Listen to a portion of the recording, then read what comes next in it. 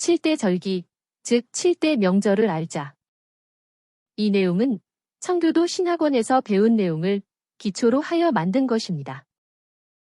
7대 절기, 즉 7대 명절은 복음의 핵심을 알려주는 아주 중요한 내용입니다. 이 내용은 요약된 도표를 보면서 예수님께서 완성하신 복음이 무엇인지, 그리고 우리가 체험할 수 있는 복음이 어떤 것인지를 알려주기 위해서 만든 것입니다. 제2-1강 7대 절기의 개요와 유월절. 7대 절기, 즉 명절을 알자. 이 내용은 매우 중요합니다.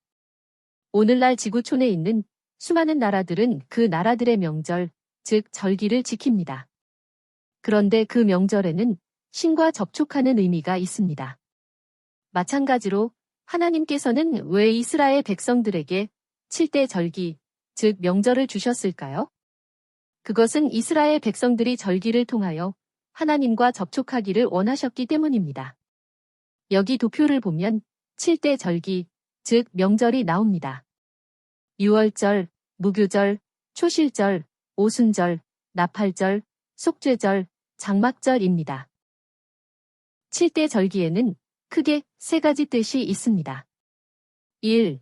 이스라엘 백성이 지켜야 할 절기. 2. 예수 그리스도의 구속사. 3. 성도들이 체험할 복음의 내용. 이런 세 가지 뜻이 있습니다. 이런 내용을 안다는 것은 신앙생활을 하는 데 있어서 매우 중요합니다. 7대 절기의 첫 번째 뜻은 하나님께서 이스라엘 백성에게 주신 절기인데 이것은 하나님의 축복입니다. 유대인들은 이 7대 절기를 지키다가 세계 제1의 축복을 받았습니다. 어떤 축복을 받았을까요? 1. 나라가 없어진 때가 1900년이 지났지만 1948년 5월 14일에 나라를 다시 세웠습니다. 2. 없어진 히브리어를 다시 복구했습니다. 3. 현재 전 세계의 경제를 움직이는 사람들이 바로 유대인입니다. 4. 노벨상을 탄 사람의 3분의 1이 유대인입니다. 5. 미국의 유대인들이 600만 명 살고 있는데 세계 최고의 대학인 하버드 대학에 있는 교수의 3분의 1이 바로 유대인입니다. 유대인들은 7대 절기를 지키다가 이런 엄청난 축복을 받았습니다. 2000년 전에 이스라엘 백성들은 예수님을 십자가에 못 박았습니다. 그때 유대인들은 그 피를 우리와 우리 자손들에게 돌리소서라고 외쳤습니다. 그로 인하여 로마 티투스 장군이 AD 70년에 이스라엘로 쳐들어와서 그 나라를 멸망시켰습니다. 그리하여 이스라엘 백성들은 2000년 동안 나라도 없이 전 세계에 흩어져서 떠돌이 생활을 했습니다. 그렇지만 이스라엘 백성들은 이 7대 절기를 철저히 지켰습니다. 그래서 유대인들은 세계 제1의 축복을 받았습니다. 이것이 7대 절기의 첫 번째 뜻입니다. 7대 절기의 두 번째 뜻은 천지를 창조하신 하나님께서 사람으로 오셨는데 그분이 바로 예수 그리스도입니다. 그 예수님께서 이 땅에 오셔서 하나님 나라를 완성하기 위해서 성취하신 것들 또는 앞으로 성취하실 것들이 있는데 그것이 바로 예수 그리스도의 구속사입니다.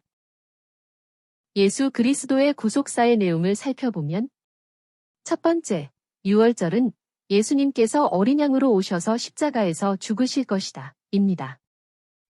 요한복음 1장 29절, 이튿날 요한이 예수님께서 자기에게 오시는 것을 보고 말했습니다. 보십시오. 세상 죄를 지고 가는 하나님의 어린 양이십니다. 이 말씀대로 예수님께서 오셔서 십자가에 달려 죽으셨습니다. 두 번째, 무교절은 죽으신 예수님께서 무덤에 3일 동안 계실 것이다 입니다. 마태복음 12장 40절, 요나가 3일을 밤낮으로 큰 물고기 뱃속에 있었던 것처럼 인자도 3일을 밤낮으로 땅속에 있을 것이다. 이 말씀대로 십자가에 달려 죽으신 예수님께서는 3일 동안 무덤에 계셨습니다. 세 번째, 초실절은 죽으신 예수님께서 부활하실 것이다 입니다. 고린도전서 15장 20절, 23절, 그리스도께서 죽은 자들 가운데서 살리심을 받아 잠자는 자들의 첫 열매가 되셨습니다. 각각 자기의 차례대로 될 것이니 먼저는 첫 열매인 그리스도이시고 그 다음은 그리스도께서 재림하실 때에 그분께 속한 자들입니다. 초실절이 되면 이스라엘 백성들이 처음 익은 곡식단을 먼저 제사장에게 갖다 바쳤는데 예수님께서도 초실절에 죽은 자들의 첫 열매가 되셔서 부활하셨습니다. 네 번째, 오순절은 부활, 승천하신 예수님께서 성령을 부어 주실 것이다. 입니다. 사도행전 2장 1절부터 4절, 마침내 오순절 날이 이르렀을 때에 그들이 모두 함께 한 곳에 모여 있었습니다. 하늘로부터 갑자기 급하고 강한 바람 같은 소리가 나더니 그들이 앉아있던 집안 전체를 가득 채우고 마치 불의 혀처럼 갈라진 것들이 나타나서 그들 각 사람 위에 임하니 그들이 모두 성령으로 충만해졌고 성령께서 그들에게 말하게 하시는 대로 다른 방언들로 말하기 시작했습니다. 이 말씀과 같이 오순절에 예수님께서 성령을 부어 주셨습니다. 다섯 번째, 나팔절은 예수님께서 재림하신다는 것입니다. 마태복음 24장 30절부터 31절, 그때에 인자의 표적이 하늘에 나타날 것이다. 또한 그때에 땅의 모든 종족들이 통곡할 것이며 큰 능력과 영광을 가지고 하늘 구름을 타고 오는 것을 볼 것이다. 그가 자기 천사들을 큰 나팔 소리와 함께 보낼 것인데 그들이 그분의 선택받은 자들을 하늘 이 끝에서 저 끝까지 사방에서 모을 것이다.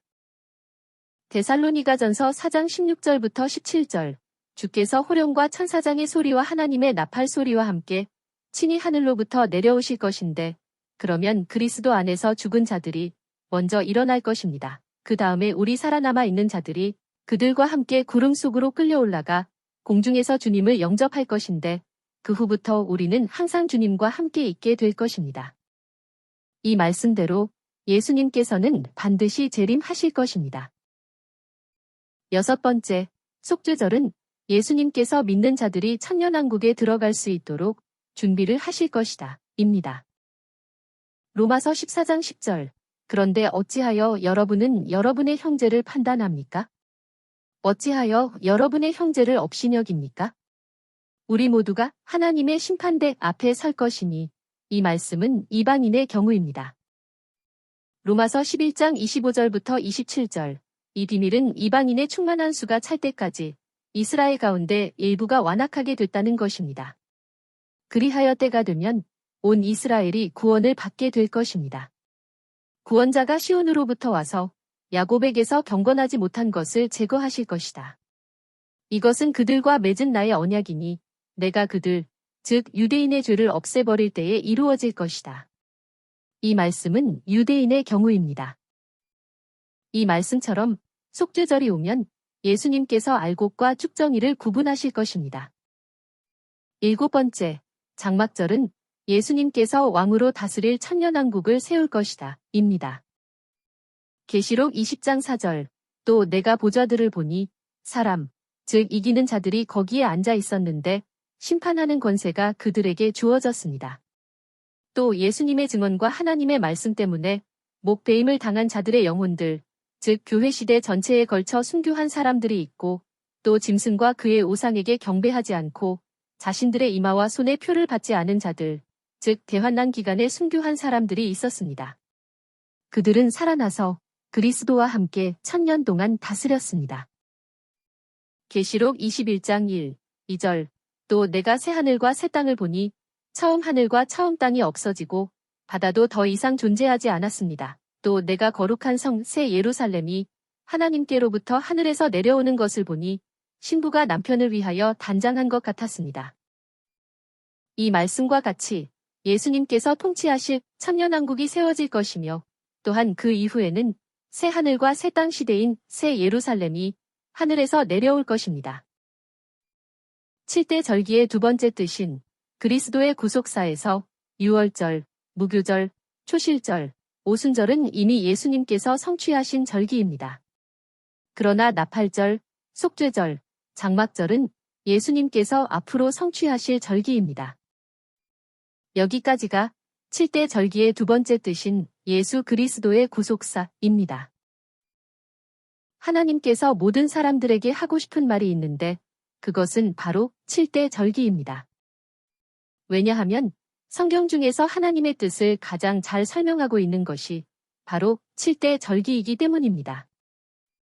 그러므로 우리는 자신의 모든 뜻을 내려놓고 하나님의 뜻과 일치시켜야 합니다. 그러면 하나님께서도 우리의 뜻을 이루어 주실 것입니다. 7대 절기의 세 번째 뜻은 신약 시대에 살고 있는 성도들이 체험할 복음의 내용입니다. 이것이 가장 중요합니다. 첫째, 유월절이 임하면 주님의 보혈을 믿는 자들이 구원을 받습니다. 구원은 사람이 받을 수 있는 최고의 축복입니다. 왜냐하면 구원을 받지 못하면 그 이후의 절기들을 체험할 수 없기 때문입니다. 무교절은 무엇일까요? 무교절에 예수님께서 3일 동안 무덤 속에 계셨듯이 하나님께서는 유월절을 통하여 구원시킨 사람들을 무덤 속에 넣습니다.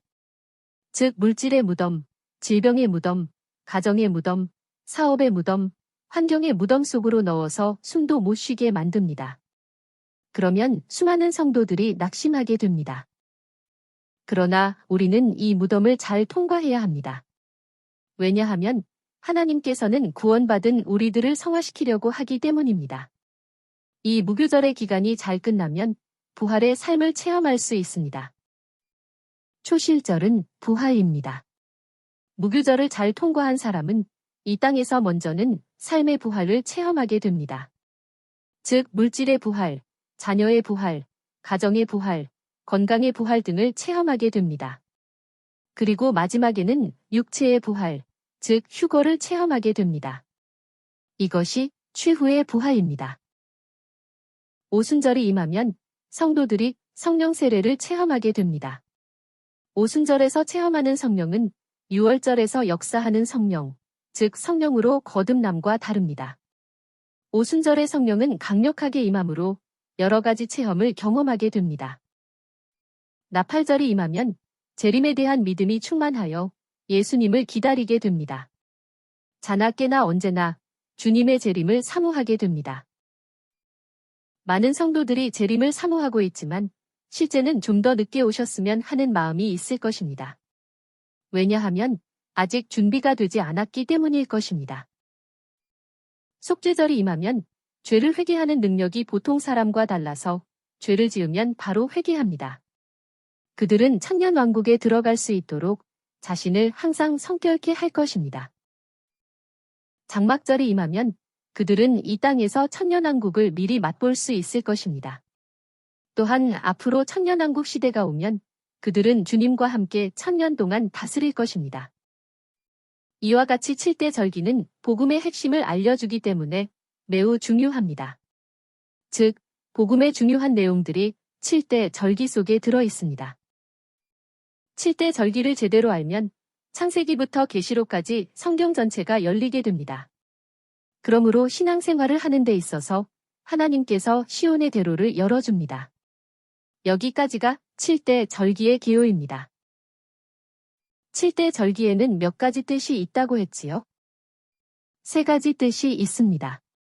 첫 번째 뜻은 이스라엘 백성이 지켜야 할 절기. 두 번째 뜻은 예수 그리스도의 구속사. 세 번째 뜻은 성도들이 체험할 복음의 내용입니다. 이것이 7대 절기에 대한 세 가지 뜻입니다. 그러므로 7대 절기는 7대 복음, 즉 완전한 복음이라고 할 수 있습니다.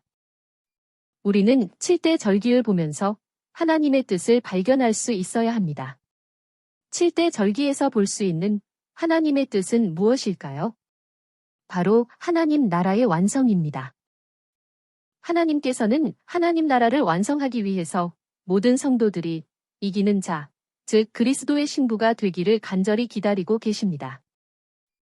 하나님 나라의 완성에 대한 것은 이전에 올린 하나님 나라 완성을 참고하시기 바랍니다.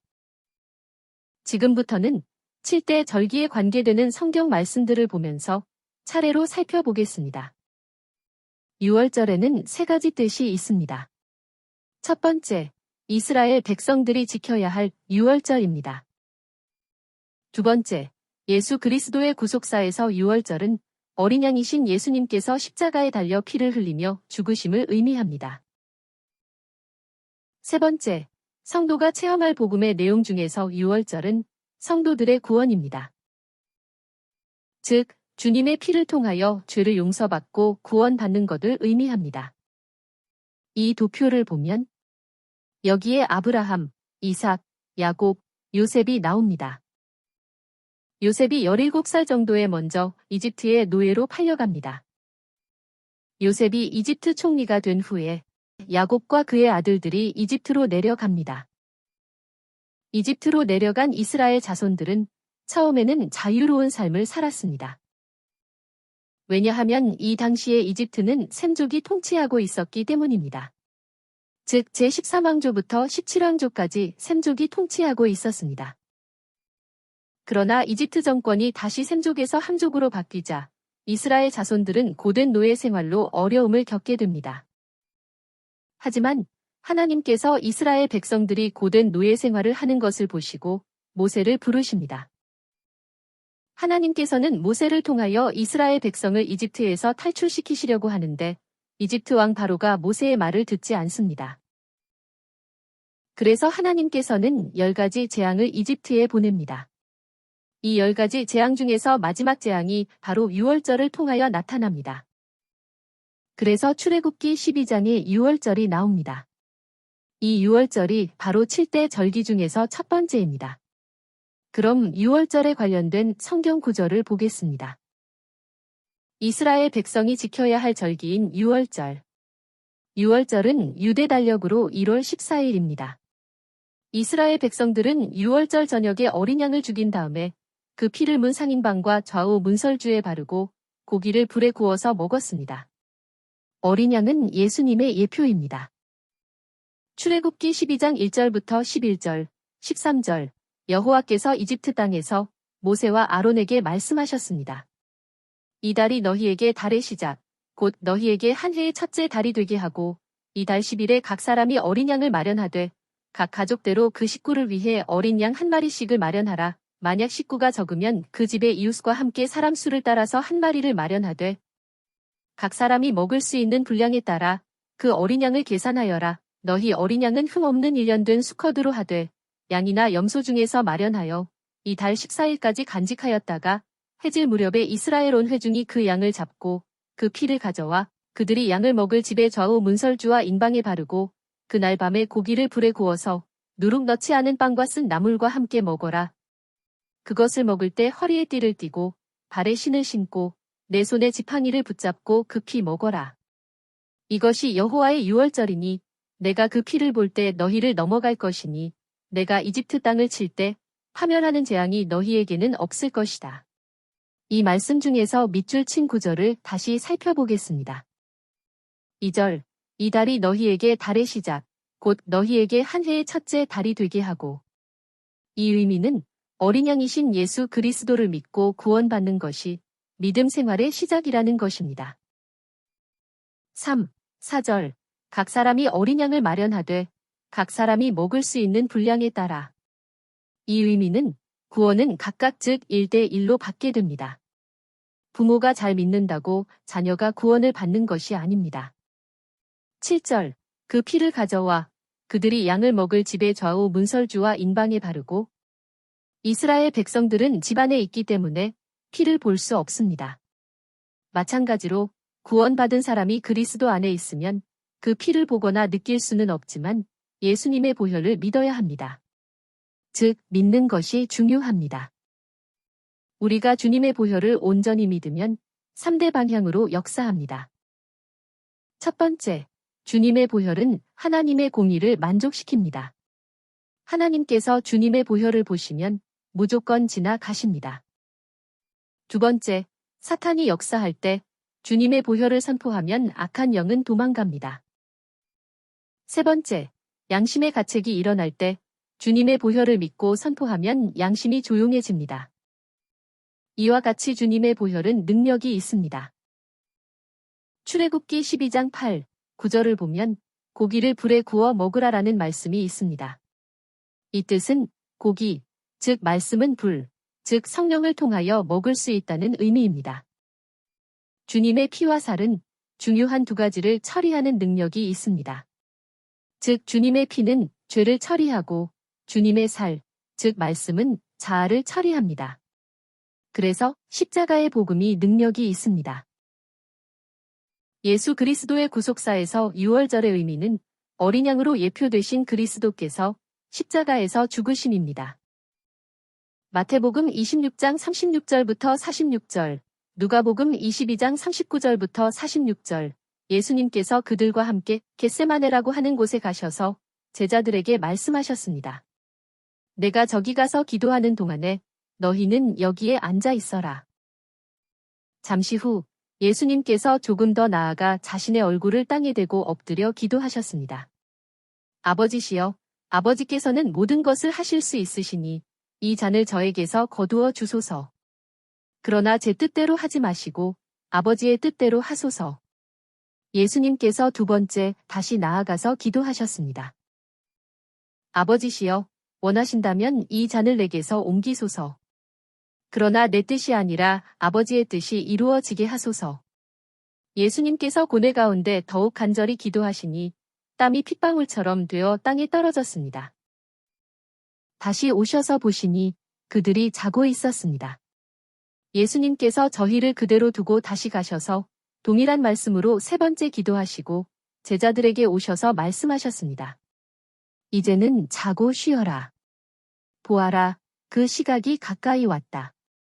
인자가 죄인들의 손에 넘겨지게 된다.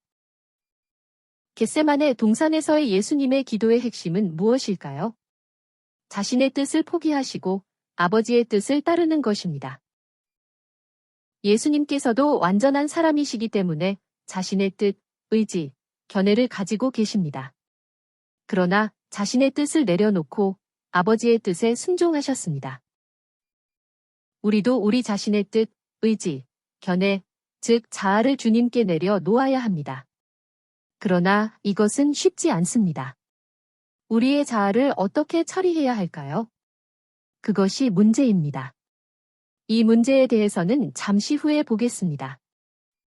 요한복음 1장 29절, 이튿날 요한이 예수님께서 자기에게 오시는 것을 보고 말했습니다. 보십시오. 세상 죄를 지고 가는 하나님의 어린 양이십니다. 요한복음 19장 17, 18절, 예수님께서 자신의 십자가를 지시고 해골의 장소라고 불리는 곳으로 나가셨으니 그곳은 히브리어로 골고다라고 하였습니다. 거기서 그들이 예수님을 십자가에 못 박았으니 다른 두 사람도 그분과 함께 양쪽에서 못 박고 예수님을 가운데 두었습니다. 요한복음 19장 30절, 34절, 예수님께서 신포도주를 받으신 후에 다 이루었다. 라고 말씀하신 후 머리를 숙이시고 숨을 거두셨습니다. 군인들 중 하나가 창으로 그분의 옆구리를 찌르니 곧 피와 물이 흘러나왔습니다. 피는 죄를 처리하고 물, 즉 말씀은 자아를 처리합니다. 고린도전서 5장 7, 8절, 우리의 유월절 어린 양이신 그리스도께서 희생을 당하셨습니다. 그러므로 우리는 묵은 누룩이나 악의와 악독의 누룩으로 명절을 지키지 말고 오직 순결하고 진실한 누룩 없는 떡으로 명절을 지킵시다. 성도가 체험할 복음의 내용에서 유월절은 예수님의 보혈을 믿음으로 구원을 받음입니다. 에베소서 1장 7절, 우리가 그리스도 안에서 하나님의 은혜의 풍성함을 따라 그분의 피로 말미암아 구속, 곧 죄 용서를 받았습니다. 로마서 5장 9절, 그러므로 이제 우리가 그분의 피로 의롭다 하심을 얻었으니 더욱 그분으로 말미암아 진노하심에서 구원을 받을 것입니다. 베드로전서 1장 2절, 곧 하나님 아버지의 미리 아심을 따라 성령의 거룩하게 하심으로 예수 그리스도께 순종하고 그분의 피뿌림을 얻기 위하여 택함을 받은 자들에게 편지를 씁니다. 여러분에게 은혜와 평강이 더욱 넘치기를 기도합니다. 계시록 1장 5절, 신실한 증인이시여 죽은 자 가운데서 가장 먼저 살아나신 분이시며 땅의 왕들의 왕이신 예수 그리스도께로부터 오는 은혜와 평강이 너희에게 있기를 바랍니다. 우리를 사랑하셔서 그분의 피로 우리를 우리의 죄에서 해방시키시고 이와 같이 주님의 보혈을 믿고 죄 용서함을 받은 우리는 구원을 받았습니다. 먼저 죄 용서함에 대한 것을 좀 더 알아보겠습니다. 2000년 전에 흘린 예수님의 피가 지금도 나에게 효과가 있을까? 라고 생각하는 사람이 있을지도 모릅니다. 그런 사람은 호프만 방식의 보험을 알면 도움이 될지도 모릅니다. 예를 들면 혈루병이 있는 어떤 여자가 임신을 하게 되었습니다. 병원에 가서 확인해 보니 의사가 말하기를 아기를 낳으면 당신은 반드시 죽습니다. 그러나 아기는 괜찮아요. 그 말을 듣고는 그 여자는 바로 보험을 100억 들었습니다. 그 후 그 엄마는 아기를 낳고는 죽었습니다. 그러면 그 보험은 누가 받게 되나요? 당연히 아기가 받게 됩니다. 예수님께서도 이 땅에 오시기 전에 하나님과 은혜의 계약을 맺었는데 그 약관에는 이렇게 기록되었습니다. 내가 사람으로 이 세상에 내려가서 십자가에 달려 피 흘려 죽을 텐데 누구든지 그 피를 믿으면 그 사람의 모든 죄를 용서하기로 한다. 그러므로 하나님께서는 예수님의 피를 보면 무조건 넘어가십니다. 이것이 유월절입니다. 그래서 예수님께서 2000년 전에 피를 흘리셨지만 그 효능은 지금까지 계속됩니다. 이 말씀들은 반복되는 죄의 문제를 처리하는데 도움이 되는 말씀입니다. 이사야 1장 18절 여호와께서 말씀하십니다. 오너라 우리가 서로 논의하자. 너희 죄가 주홍 같더라도 눈같이 희어질 것이고 진홍같이 붓더라도 양털같이 희게 될 것이다. 이사야 43장 25절 곧 나는 나를 위하여 내 죄들을 없애는 자니 내가 내 죄들을 기억하지 아니할 것이다. 특히 이사야 43장 25절 말씀이 아주 중요합니다. 내가 내 죄들을 기억하지 아니할 것이다. 우리가 반복되는 죄들을 짓고 회개하고 또 죄를 짓고 회개해도 하나님께서는 우리의 죄들을 기억하지 않으시고 우리가 처음으로 죄를 짓는 것처럼 생각하시고 용서하여 주신다는 것입니다. 그러므로 우리는 동일한 죄를 계속 짓는다 해도 회개할 때는 미안한 마음을 가질 필요가 없습니다. 이것이 보혈의 능력입니다. 예수 그리스도의 십자가에는 두 방면이 있는데 그것은 주님의 피와 살입니다. 그러므로 유월절의 핵심은 주님의 피와 살입니다. 주님의 피는 죄를 처리하기 위한 것이고 살, 즉 말씀은 자아를 처리하기 위한 것입니다. 이것은 믿는 자들의 온전한 구원을 위한 것입니다. 우리 속에는 과거의 죄들, 즉 이미 범한 죄들이 있으며 또한 앞으로 계속 죄를 짓게 하는 힘도 있습니다. 전자의 죄들, 즉 이미 지은 죄들은 계속 주님의 보혈을 의지하고 회개하면 처리됩니다. 그러나 후자의 죄, 즉 계속 죄를 짓게 하는 힘은 주님의 살로 처리할 수 있습니다. 즉 말씀으로 자아를 처리할 수 있습니다. 이것은 유월절에 이스라엘 백성들이 먼저 피를 체험했고 다음에 어린 양의 고기를 불에 구워 먹었다는 의미를 생각하면 알 수 있습니다. 어린 양의 고기를 먹는다는 것은 무슨 뜻입니까? 그것은 하나님의 말씀을 받아들인다는 의미입니다.